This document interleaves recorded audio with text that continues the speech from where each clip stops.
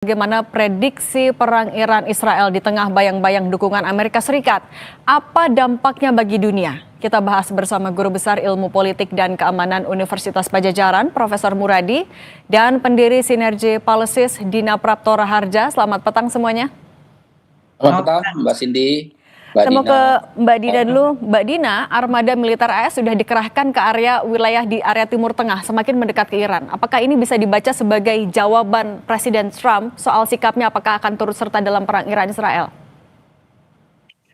Presiden Donald Trump di Amerika Serikat itu maju dengan kampanye Make America Great Again, ya, membuat Amerika kelihatan besar lagi. Dan situasi yang dihadapi sekarang ternyata tidak linear dengan apa yang direncanakan. Saya melihat ini sebagai buah simalakama juga buat Amerika Serikat. Satu sisi Israel berarti akan terus push, ya, terus untuk memaksa Amerika Serikat untuk ambil bagian membantu Israel, meskipun sebenarnya di dalam negeri Amerika Serikat situasinya itu nggak logis, ya, membuat situasi makin kompleks secara ekonomi juga buat Amerika Serikat, dan tentunya akan berat juga Amerika Serikat kemudian mau nggak mau harus ikut campur nanti di isu Ukraina dan Rusia. Dan posisinya juga berarti harus ambil bagian secara militer lebih aktif. Jadi saya melihat ini sebagai posisi post power syndrome-nya Amerika Serikat, justru menandai bahwa Amerika Serikat ini posisinya betul-betul menukik turun sebagai kekuatan dunia karena Israel terus memaksa untuk keluar dari apa yang dimaui oleh Amerika Serikat. Saya kira Amerika Serikat sebenarnya nggak ingin, ya. Faktanya seperti apa hanya Donald Trump yang tahu nantinya akhirnya seperti apa. Nah, tapi Mbak Dina, Trump juga kan bilang akan menentukan sikap dalam 2 minggu. Tapi dalam 2 minggu itu dia juga bilang kalau nggak akan ada yang tahu saya mau apa. Nah, apa yang akan mempengaruhi jawaban ataupun juga sikap dari Trump? Iya atau tidak ikut campur? Tapi jangan dijawab dulu Mbak Dina, kita akan lanjutkan lagi seusai jeda.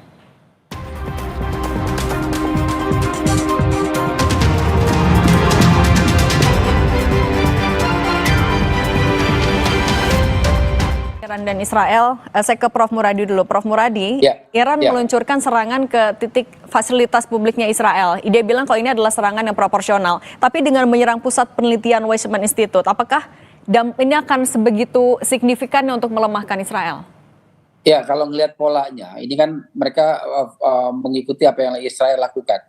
Jadi selain sifatnya abstrak, targetnya tidak kemudian tidak fokus, yang kemudian juga mereka mengikuti apa yang dilakukan oleh Iran, oleh Israel dengan misalnya menyerang basis-basis lembaga riset, basis pusat militer dan sebagainya. Karena saya kira dua hal yang penting dalam konteks ini adalah pertama, ini menyangkut akan panjang kalau bicara perang, ya, akan panjang. Jadi tidak akan membayangkan misalnya ini akan sama seperti ketika Amerika Serikat menyerang Irak gitu, ya. Ini mungkin akan agak panjang, mungkin sepanjang Ukraina kalau memang misalnya Amerika Serikat ragu-ragu tadi untuk masuk ke dalam kancah peperangan. Karena memang ini saling menunggu kan. Kalau kita lihat misalnya Pak Prabowo kemarin ke Rusia juga dalam bahasa yang paling penting, sebenarnya Rusia juga masih menunggu apa yang kemudian respon dari Amerika Serikat. Apalagi misalnya saya setuju dengan Mbak Dina tadi bahwa konteks internal dalam negerinya Amerika Serikat jauh lebih strategis buat Trump ketimbang misalnya kemudian mereka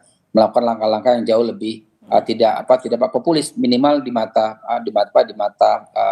negara-negara yang lainnya, terutama misalnya di Eropa dan seterusnya seperti itu. Nah, menunggu sikap dari Rusia ini, apakah Mbak Dina dalam 2 pekan ini sikap Rusia, Tiongkok ini juga akan menjadi pertimbangan apakah AS akan ikut campur? Kalau menurut saya, ya, Putin itu udah bilang dia punya komunikasi langsung dengan Israel bahkan, karena dia sudah punya proyek di Iran. Ini punya semacam tanda sebenarnya, dan Putin nggak pernah jawab straight, nggak pernah jawab langsung to the point tentang apa yang mau dia lakukan. Karena satu, sebenarnya secara logis, Putin itu masih repot dengan perang di Ukraina, dan ujungnya juga belum kelihatan. Bayangkan betapa rumitnya kalau dia terikat satu hal lain yang bahkan perdamaian sekalipun, ya, seperti orang suspek gitu, ya, duga dia bakal terlibat, itu kan sebenarnya malah makin membuat langkah dia berat di Ukraina. Jadi harus seirama gitu dua hal ini, padahal kan jelas-jelas bukan satu hal yang seirama. Kalau kita lihat Eropa aja sekarang dalam posisi yang rumit, karena kalau dilihat bentuk serangan Israel kepada Iran, ini kan udah menunjukkan nadanya sebenarnya sama seperti Rusia dulu menyerang Ukraina kan, agresi kan, melakukan agresi langsung. Kenapa dia tidak mengutuk dan malah bilang bahwa ini self defense. Jadi artinya sebenarnya negara Barat dan Amerika Serikat yang notabene menjadi hegemon ini selama ini itu dalam posisi yang kemakan mulutnya sendiri gitu ya, kasarnya begitu.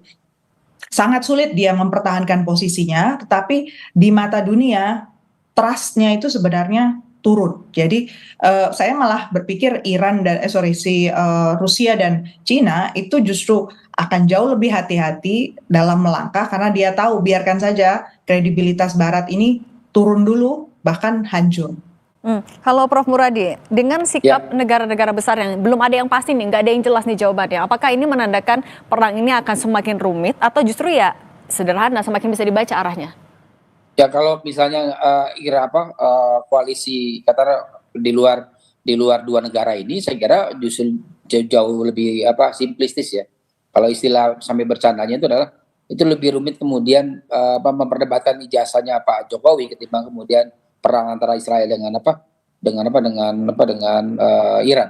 Artinya memang secara prinsipil sebenarnya keberadaan Iran Israel sendiri juga dia kalau kalkulasi misalnya kekuatan militer ya. Saya kira dalam hitungan 3-4 bulan mereka sudah habis. Habis artinya habis secara alusista ya. Artinya mungkin mereka akan mendapat sokongan dari negara-negara lain. Itu yang saya kira penting buat digarisbawahi. Uni Eropa saya kira sampai hari ini juga belum satu ya misalnya ada disebutkan misalnya Jerman mengirim